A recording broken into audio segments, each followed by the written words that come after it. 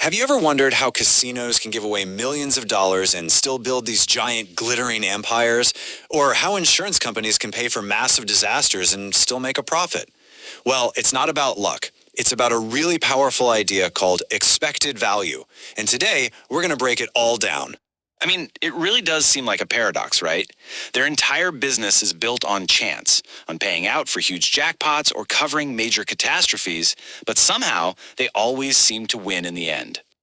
Well, the secret isn't some kind of magic trick or a lucky streak. It's a powerful mathematical tool that lets them, in a way, predict the future, on average, that is. And that tool is called expected value. Now, it's not about predicting what's going to happen on the very next roll of the dice, but what's going to happen on average over the long, long run. You can almost think of it like a crystal ball that's powered by pure math. It gives you the average outcome you'd get if you could repeat the same situation over and over and over again, thousands of times. And it is this unseen force behind so many things. It helps set the price of your insurance policy, it guides huge business decisions, and yup, it is the very thing that guarantees the house always has an edge. So how does this actually work? Let's, get our hands dirty with a nice, simple example.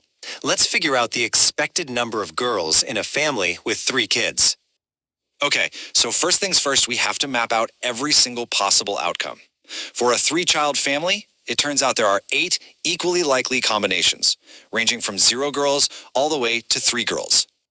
Next up, we have to figure out the probability for each of those outcomes. So, for example, the chance of having exactly 1 girl, well, that happens in 3 out of the 8 possible combinations. Now, the calculation itself is actually a really straightforward 4-step process.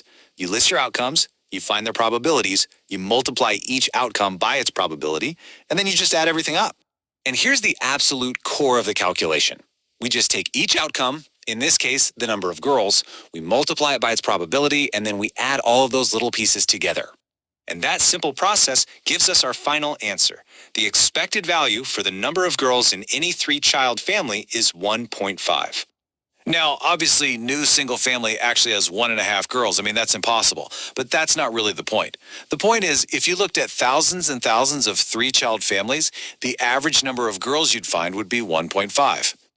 Okay, so that's the theory. Now let's take a look at how this one idea is used to build entire billion-dollar industries, starting with insurance. So, an insurance company uses a gigantic amount of historical data to figure out the probability of different claim amounts. You can see here for young drivers, most of them, 70%, have a claim of $0, but some have much higher claims. And the process they use is exactly the same as our family example, just with dollars instead of daughters. They take each potential claim amount, they weigh it by how likely it is to happen, and then they add it all up to find their average cost per customer. This calculation tells the company that their average cost over the long run for every single policy they sell to this group is $1,100. That number is the absolute rock bottom minimum they have to charge just to break even. All right, now that we have that logic down, let's finally solve the big mystery we started with: why the house always wins. Let's analyze one of the simplest bets you can possibly make at a casino, putting a single dollar on your lucky number in roulette. Now this slide here, this lays out the stark reality of the game. You have a very, very small chance, just 1 in 38, of a pretty big win. But you have a very, very large chance, 37 out of 38, of a small loss. And when we run the numbers, when we weigh that $35 win by its tiny probability and that $1 loss by its huge probability, the expected value for you, the player, comes out to -5 cents. So for every single dollar you bet, on average, you can expect to lose a nickel. And that tiny, tiny mathematical edge, repeated over millions and millions of bets, well, that's exactly how a casino guarantees its profit. So what's the big idea here? Expected value isn't some kind of magic trick that predicts a single event. No, it's a tool for understanding the odds over the long haul, and that allows businesses, and maybe even you, to make much smarter bets. This is so much more than just math for casinos. It's a really powerful mental model for life.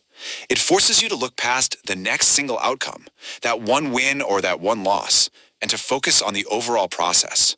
So the real question to ask yourself is this: in the most important areas of your life, are you just flipping a coin? Or are you playing the long game?